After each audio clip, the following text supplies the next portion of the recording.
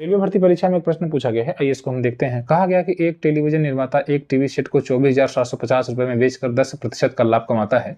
यदि उत्पादन लागत में 15% की वृद्धि होती है तो 15% लाभ पाने के लिए उसे टीवी सेट का नया विक्रय मूल्य कितना रखना चाहिए। जब आप कोई वस्तु खरीदते हैं तो आप उस वस्तु का 100% मूल्य चुकाते हैं।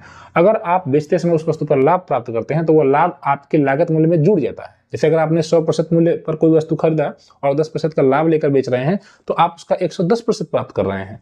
अगर आप उस वस्तु को बेचते समय नुकसान से रहे हैं, घाटा हो रहा है आपका, जैसे 5% का घाटा हो रहा है, तो इसका मतलब वो घाटा आपका घटेगा, लागत में से वो कम हो जाएगा। यानी कि 100% जो आपका मूल्य है जिस पर आपने खरीदा है वो 5% घटकर 95% पर आप प्राप्त करेंगे। तो इन्होंने अब उसको जब बेचा 24,750 रुपए में तो उनको 10% का सर लाभ हुआ। 10% का मतलब 100% लागत प्लस 10% और जुड़ जाएगा, यानी कि 110%।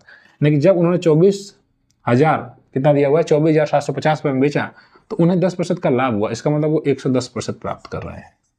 बाद में लागत मूल्य में 15% की वृद्धि हो रही है, तो आप पहले आप लागत मूल्य तो निकाल लीजिए। तो लागत मूल्य मतलब मैंने बताया 100%, तो 1% निकाल लीजिए पहले। इसके लिए शेष में भाग देना पड़ेगा, दे दीजिए 11 दूना 22, 11 दूना 22, 11 पच्चीस 55, तो 1% 225 के 100% निकाल लीजिए।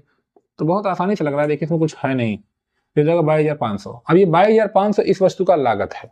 अब आगे प्रश्न में कहा गया है कि लागत में 15% की वृद्धि होती है, तो फिर वही बात, 15% की वृद्धि मतलब 100 पर 15 की वृद्धि, यानी 115/100, यानी कि 23/20। अगर आप 115/100 को काटेंगे तो ये ना आएगा, 5 दूना 10, 5 3 15, 5 दूना 10, तो 23/20। वस्तु 20 से 23 हो गई, वस्तु 23/20 गुना हो गई, यानी कि इस वस्तु को हम डायरेक्ट 23/20 गुना कर देंगे। फिर आगे कह रहा है कि अब हमको लाभ प्राप्त करना है 15%। ये तो हमारी लागत है, हमारी लागत में वृद्धि हुई है तो हमारी ये लागत हो गई, वस्तु का मूल्य हो गया।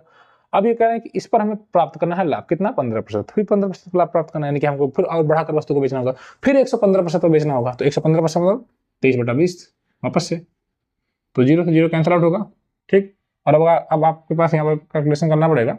तो 23 × 23 × 225 बटा 2 × 2 यानी कि 4। इसको आप सॉल्व करेंगे तो आपका आंसर रहेगा 29,756.25 रुपये। तो आपने देखा कि हमने इस सवाल को लगा दिया इस प्रकार से। तो अगर आप रेलवे की तैयारी करते हैं तो इस चैनल को सब्सक्राइब करें, जहाँ पर हम प्रीवियस ईयर क्वेश्चन की प्रैक्टिस करते हैं। धन्यवाद।